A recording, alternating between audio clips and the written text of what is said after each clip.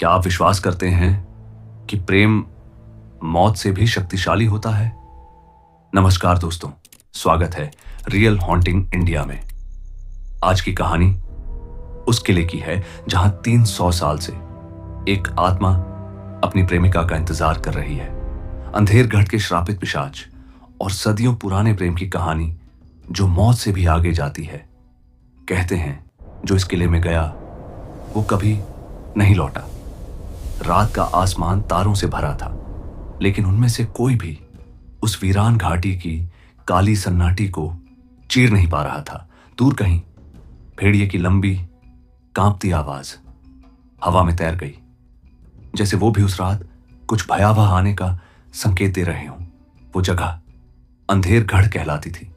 राजस्थान की अरावली घाटियों में छुपा एक भूला हुआ किला जो सदियों से वीरान पड़ा था। किले के आसपास की हवा हमेशा सामान्य से ठंडी रहती थी, मानो समय खुद यहां ठहर गया हो। कोई वहां नहीं जाता था। कहा जाता था कि वहां एक पिशाच रहता है जिसे कभी मौत नहीं मिली और जिसने अपनी आत्मा किसी अधूरी मोहब्बत में कैद कर रखी थी। गांव के लोग उस किले के पास तक नहीं जाते थे, लेकिन हर अमावस की रात वहां से बांसुरी की आवाज आती थी। उदासी से भरी, दर्द से लथपथ दिल्ली यूनिवर्सिटी की छात्रा सिया मेहरा को हमेशा से पुराने रहस्यों में दिलचस्पी थी। उसे भूत प्रेत की कहानियां आकर्षित करती थीं, डराती नहीं। उसके प्रोजेक्ट का विषय था अमृता के मिथक। साल था 2023, महीना चीट नवंबर, तारीख 7।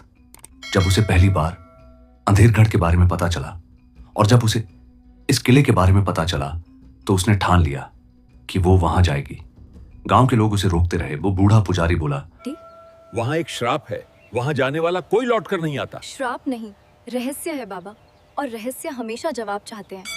अगले दिन वो अकेली जीप लेकर किले की तरफ निकल पड़ी। 9 नवंबर 2023 शाम 4 बजे। रास्ते में घना जंगल था। हवा में अजीब सी ठंडक थी। पक्षियों की आवाजें भी जैसे कहीं गुम हो गई थी। सूरज ढलने से पहले वो किले के दरवाजे तक पहुंची। किला बहुत विशाल था। टूटी दीवारों पर बेलें लिपटी हुई थी।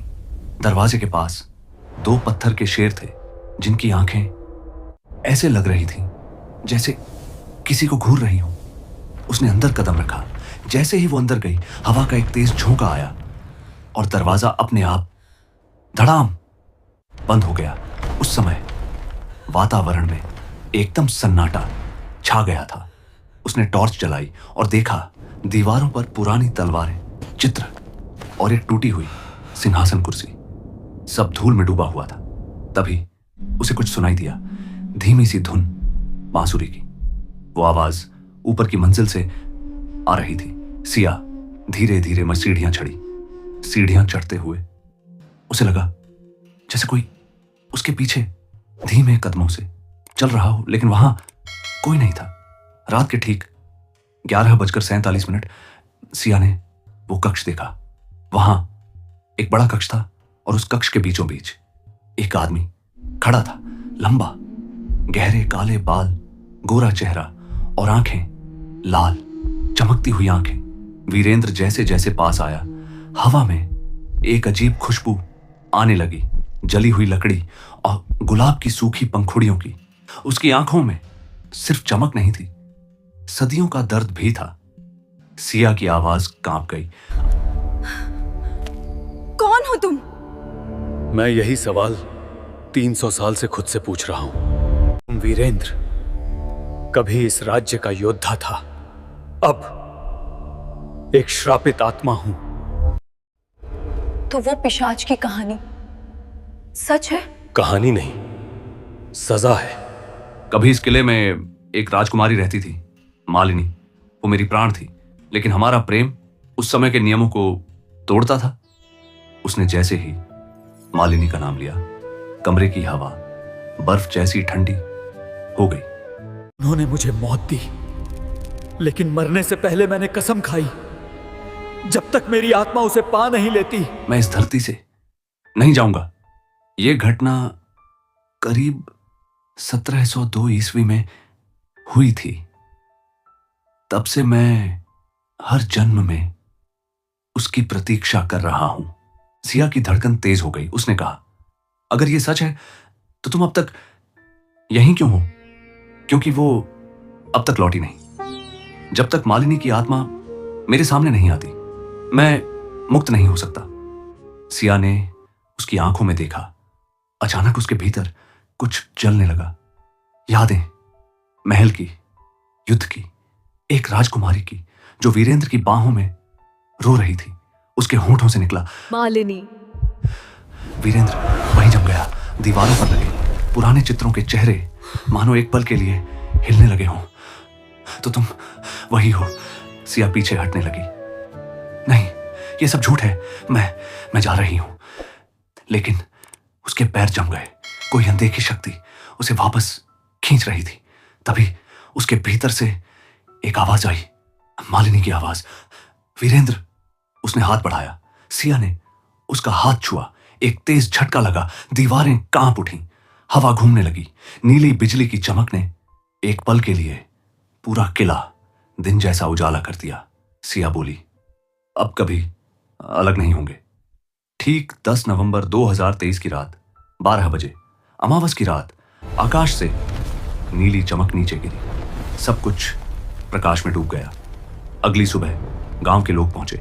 10 नवंबर सुबह 6 बजे किला राख बन चुका था। उस राख के बीच 2 पत्थर की मूर्तियां खड़ी थीं, एक पुरुष और एक स्त्री की, जो एक दूसरे को गले लगाए हुए थे। उन मूर्तियों के पास आज भी हवा असामान्य रूप से ठंडी रहती है। कहा जाता है कि हर 100 साल बाद जब अमावस और पूर्णिमा एक ही रात को आती है तो उस घाटी में वही बांसुरी की धुन फिर से सुनाई देती है। लोग कहते हैं वो वीरेंद्र बजाता है, अब पिशाच नहीं बल्कि प्रेम की आत्मा बनकर। और कभी कभी अगर कोई बहुत देर तक उस धुन को सुने तो हवा में एक स्त्री की आवाज आती है, वीरेंद्र, इस बार हम सदा साथ रहेंगे। अंधेरगढ़ आज भी वीरान है। हवा में आज भी उस प्रेम की खुशबू है जिसने मौत, श्राप और समय तीनों को हरा दिया। और यहां सबसे डरावनी बात यह है कि स्थानीय लोगों का कहना है कि सिया का परिवार आज भी उसे ढूंढ रहा है, लेकिन कोई नहीं जानता कि वो मिली या खो गई। दोस्तों, अगर आपको यह कहानी पसंद आई हो तो वीडियो को लाइक जरूर करें और कमेंट में बताएं कि अंधेरगढ़ की इस प्रेम और श्राप की कहानी का सबसे गहरा असर किस हिस्से ने डाला।